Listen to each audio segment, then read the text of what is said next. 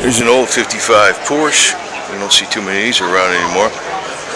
And it's convertible. Split windshield, or no, it's not a split windshield. That's just how the mirrors mounted on a bar.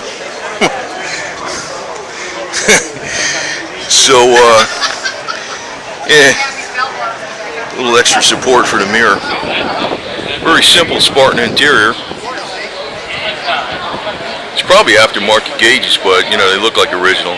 I'm assuming they're aftermarket. They look like electronic gauges. And you got a rear seat in the sucker, man. Not much, but small buckets.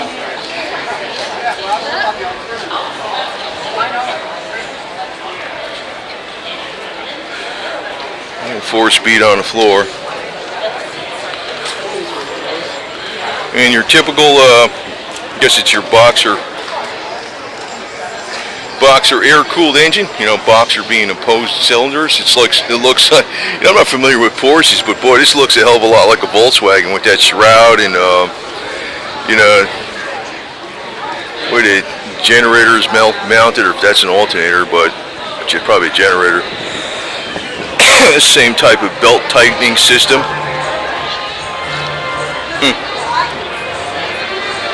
Two carburetors though.